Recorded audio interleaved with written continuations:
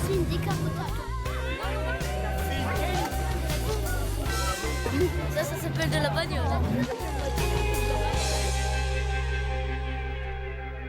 Bonjour et bienvenue en Bourgogne pour cette édition, je crois, un peu exceptionnelle du film de sport auto.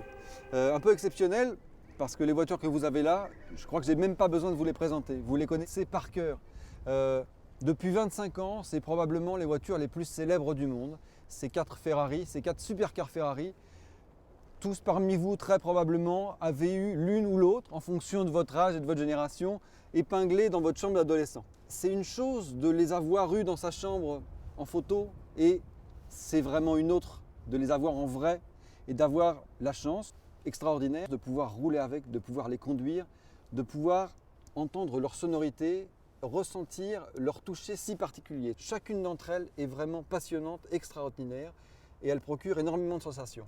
Ce que nous allons essayer de faire pendant ces quelques minutes, c'est précisément de vous faire monter avec nous et de vous faire partager tout ce que nous pouvons ressentir. Ça prendrait des heures et des heures parce qu'on ressent énormément avec ces voitures. Mais voilà, c'est notre mission et j'espère qu'on va réussir à vous faire partager ça. Alors, on va quand même parler un tout petit peu de ces voitures. Ça commence avec la 288 GTO. La 288 GTO, en fait, elle s'appelle GTO officiellement chez Ferrari. On est au milieu des années 80. C'est le groupe B et Ferrari, une idée un peu curieuse, a envie de faire une voiture de groupe B. Une voiture extraordinaire. Ils prennent la base de la 308, ils retournent le moteur, ils mettent des turbos. C'est beaucoup plus compliqué que ce que je raconte et ça fait un engin extraordinaire, très léger, très efficace. C'est surtout la première Ferrari de route qui dépasse vraiment les 300 km/h. Parce qu'avant, on nous a annoncé le 300 km/h chez Ferrari, mais celle-là, c'est la vraie qui dépasse les 300 km/h. 400 chevaux, 300 km/h, déjà, c'est bien. Ensuite, il y a la F40. La F40, ça, c'est la star absolue des années 80. La dernière voiture conçue du vivant d'Enzo Ferrari, l'hommage aux 40 ans de la marque. La base, c'est un peu la même que celle de la 288 GTO, mais on est encore plus radical, on est encore plus orienté course. Et puis, ça a été à l'époque une période de spéculation. Ça n'a pas fait que du bien à l'image de cette voiture-là, mais c'est une voiture réellement extraordinaire. La F50, on l'a un tout petit peu oublié aujourd'hui. La F50, c'est le milieu des années 90. Et la F50, ce qui est extraordinaire, c'est que là, on repasse du V8 au V12. Mais un V12 de course. Chez Ferrari, ils sont allés vraiment au fond de la démarche supercar. Et là, vraiment, le lien avec la compétition, ils y sont allés à fond. On a vraiment le V12 issu de la course, un V12 porteur, une voiture très légère, qui n'est pas forcément une voiture très facile, qui chante merveilleusement. Là encore, attendez, le meilleur est à venir. Enfin, l'Enzo. Là, l'Enzo, voilà, c'est aujourd'hui.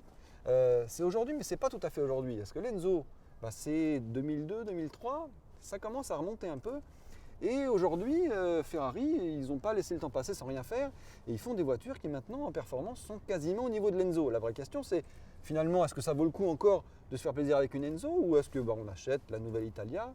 Et vous verrez que c'est un engin tellement particulier, qui a une telle personnalité que finalement, la question ne se la pose pas après avoir roulé avec. Voilà ce petit panorama de ces 4 voitures fascinantes. Maintenant, je crois que la bonne chose à faire, c'est de prendre le volant, de monter et d'aller rouler avec.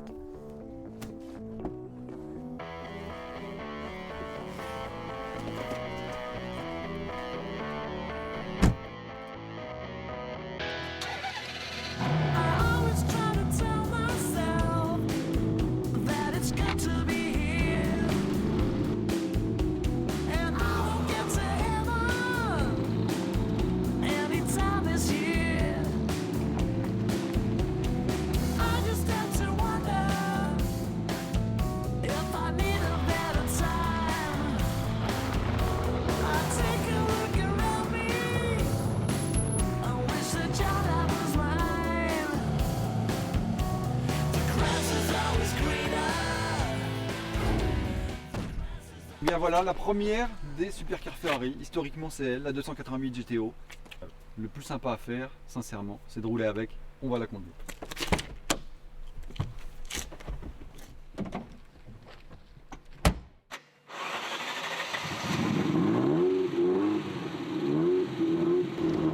Allez, voilà, donc la 288 GTO, la plus ancienne de la bande, pas celle qui a le moins de charme. Comme toutes les Ferrari, la seconde à froid, c'est un peu compliqué, les Ferrari de cette époque-là, j'entends. En revanche, là, voilà, on on a le plaisir d'avoir cette superbe grille qui malheureusement a disparu, hein, parce que là on a appris avec Ferrari, avec la 458 Italia, qu'elle ne serait jamais vendue avec une boîte mécanique. Donc c'en est vraiment fini de la grille.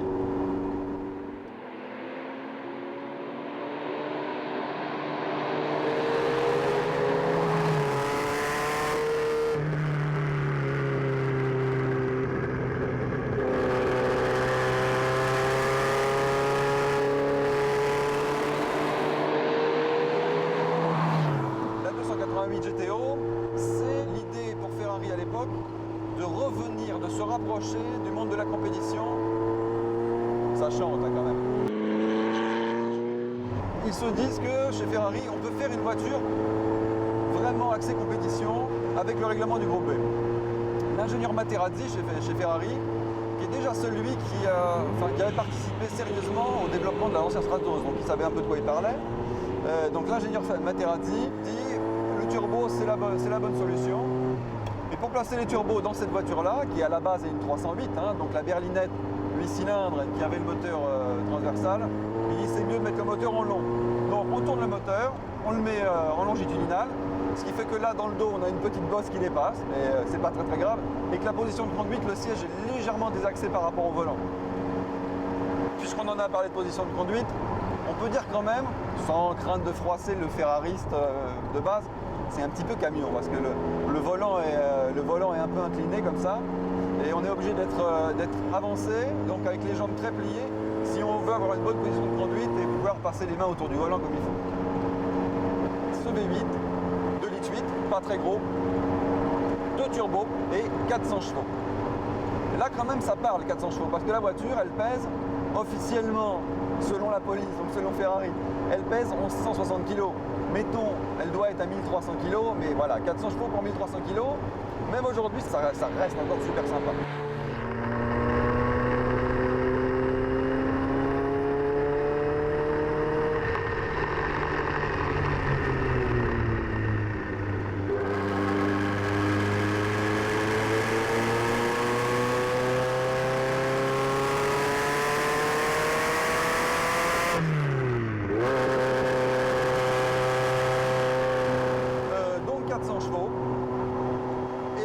À l'arrivée, 305 km/h, et pour le coup c'était vrai. C'est donc la première Ferrari de route à officiellement dépasser les 300 km/h, à les faire vraiment.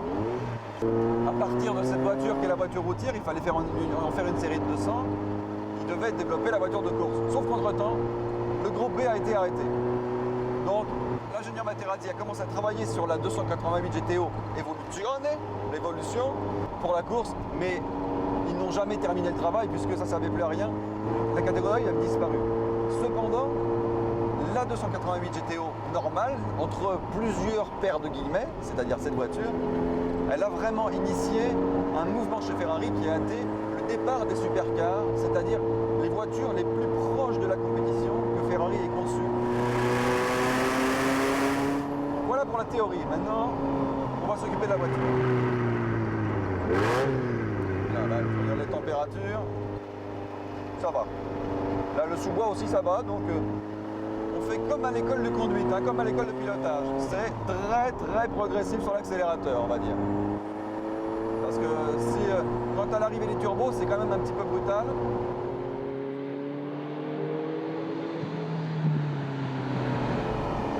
La direction est très directe, ça c'est vraiment bien. Et la voiture est légère, enfin c'est super agile. Franchement, le charme de cette voiture, c'est ça. C'est une voiture très agile.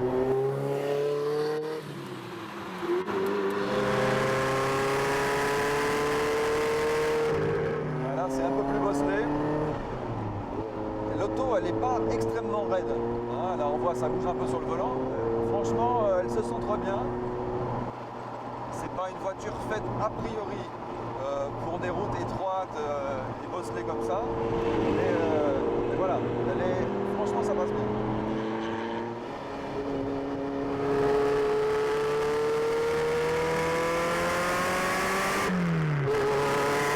Ça pousse bien fort hein, quand même, hein. Ça n'a pas l'air comme ça, mais ça pousse bien fort. La boîte commence à être chaude, là c'est un régal. C'est à la fois une auto très puissante, qui parle beaucoup avec le conducteur. Hein. On sent tout ce qui se passe. Légère, qui chante. Voilà, c'est le bonheur, il y a tout. Il y a tout pour se faire plaisir.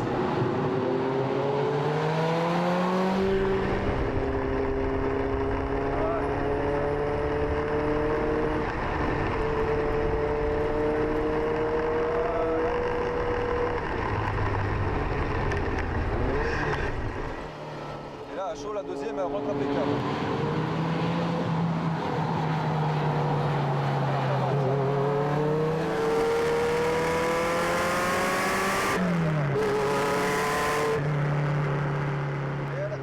Malgré les bosses, hein, ça c'est quand même vraiment sympa. On comprend bien ce qu'elle fait, ça c'est super. On comprend ce qui se passe dans le volant. La direction n'a pas assisté, hein, c'est le conducteur qui fait tout. Un quart de siècle, on se rend pas bien